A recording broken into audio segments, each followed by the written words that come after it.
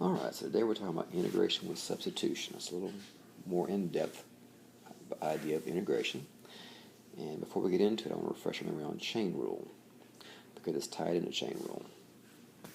If we take this expression I have in front of you here, 1/3 x squared plus 1 cubed, we should recognize automatically that's chain rule. We have this inner function, and then we have the outer function. That's not exactly what I wanted, but close enough. Alright, so the derivative of the outer function is going to be 3 times 1/3 x squared plus 1 squared now times the derivative of the inner function, which is simply 2x, giving us x squared plus 1 squared times 2x. Now, as I've been telling you guys, the whole definition of the antiderivative is the inverse of a derivative. So looking at this expression here, we should go out automatically that our answer's got to come back to being 1/3 x squared plus 1 cubed. The question is, how do we get there? Well, we have this idea of what's called integration with substitution. And the general rule for it is this: if we can find the pattern f of g of x times g prime of x, then the integration becomes simply the integral of f of x, just the outside function. That's all we have to worry about. So since up here we recognize 2x as being the derivative of x squared plus 1, we have f of g of x right here. And that's all we're going to integrate. Well, we know that when you integrate, you take the exponent and divide, add 1 to it. And so we're going to divide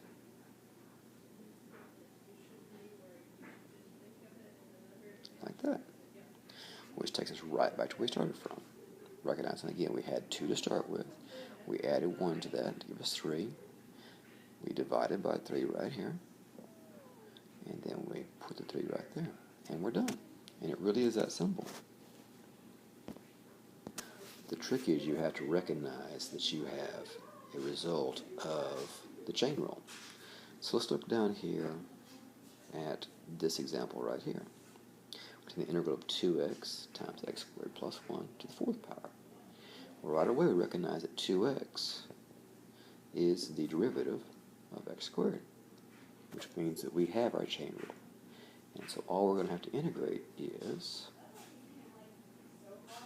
this part right here. So we're going to say 4 plus 1 is 5, so our answer is going to be 1/5. This doesn't change at all. And the 4 goes to a 5. And we completely ignore this part right there. That just becomes a plus c for us. Okay? Let's do one more example. This one on the right here. Take the integral of 3x squared times the square root of x cubed plus 1. We recognize that 3x squared is the derivative of x cubed. So again, we have our chain rule result in front of us. So all we need to integrate is this portion. Well, that's x cubed plus 1 to the 1/2 power.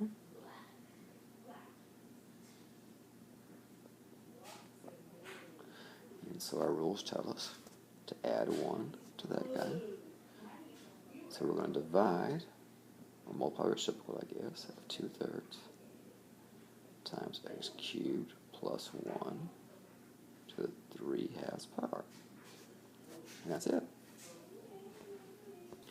We ignore this, and it becomes a plus c on the end.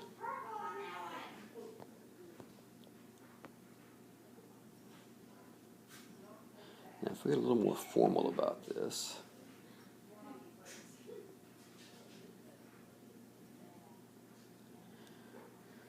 let's look at some examples here that are a little more complicated. we've got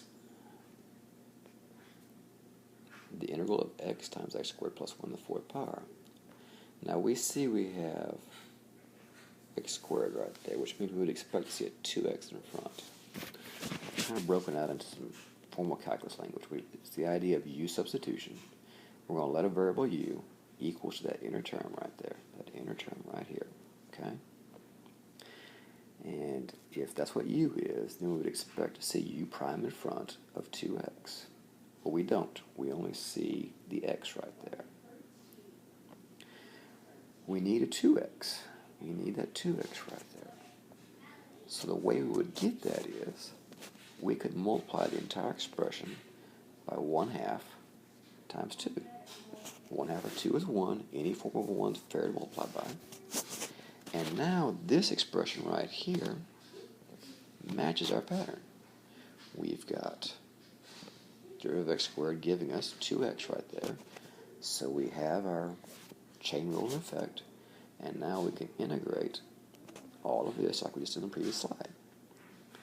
And we use the notation u here. That's just common calculus notation. We're just going to say we're going to ignore the inside. We don't care about it. So the integral of 1/2 of the integral of u to the fourth power. Well, that 4 is going to get made into a 5 right there. We're going to divide by 5, and 1/5 times the 1/2 is the 1/10 right there. Now this du becomes our plus c right there, and so that's our answer. Same as the front slide, just a little bit more formal way of writing it. I want to see you guys try to write it this way. One more now before you start your homework. The integral of cosine of 5x. Well, there's our inner function. There's our outer function. We would expect we're going to let u equal to 5x, the inner function right there. So we would expect to see u prime equal to 5 in front. We would expect to see that 5 right there, and we don't. So we need to get it there. The way we're going to get it there is multiply the whole expression by 1/5 of 5. 1/5 times 5 is 1, so it's valid to do this. And now all of this matches our chain rule, because the derivative of 5x would be 5 right there. So we're going to write that. We're going to say we've let u equal to 5x, so we're going to say 1/5 of the integral of the cosine of u, du right here. We're going to integrate cosine. Cosine is sine. And just we're going to substitute in the u back to 5x right here. So we'll let u be right up here. We said let u be 5x. So that doesn't change for us. And then the du part just becomes plus c. And that's our answer.